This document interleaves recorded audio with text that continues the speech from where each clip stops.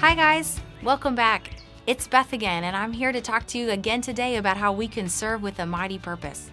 But I wanted to start with reminding you a little bit about yesterday and whom I introduced you to. Do you remember Adina, who had that baby Ebenezer tied to her back?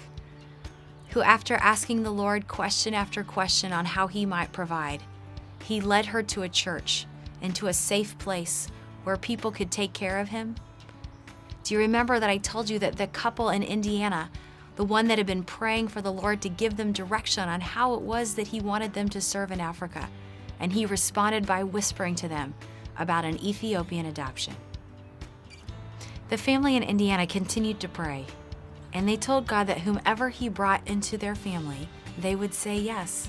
They believed what the Bible teaches, that God places the lonely in families, and they knew that no matter what, he was the best person to decide who would fit inside of their family. So they said to each other, no matter whom comes our way, our answer will always be yes. Well, they didn't have to wait long. The agency called soon after they began the process to tell them that there was a baby boy available for adoption, and his name was Ebenezer.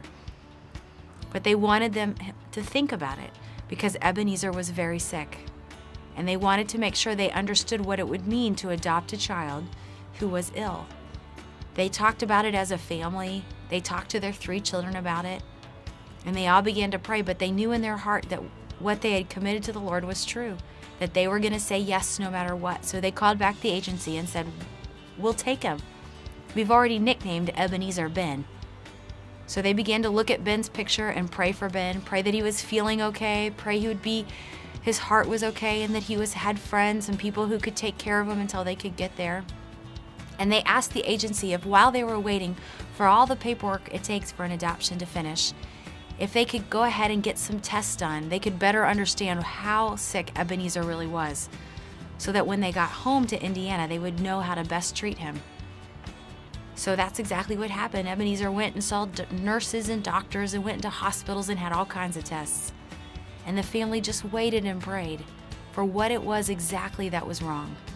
Then one day they got a phone call all the way from Ethiopia to their home here in Indiana.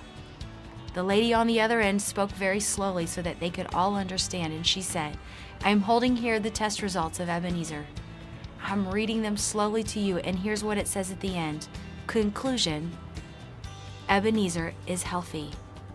There's nothing wrong with him. All the results are coming back as normal. The truth was, he's just hungry. He was malnourished at important parts of his child development. And so what he needs right now is a family to come and take care of him, to provide for him and nourish him in all the ways that a child deserves. The family could not wait to get there. And in the meantime, they prayed that while they were making arrangements to get to Ethiopia, that somebody would step up and begin to help Ebenezer eat and grow. And the Lord provided exactly that. A special person took an interest in Ebenezer's life, and she was the orphanage cook. She tied him on her back, and all day long as she was cooking for all the children, she would reach over her shoulder and feed Ben all the treats that she was providing.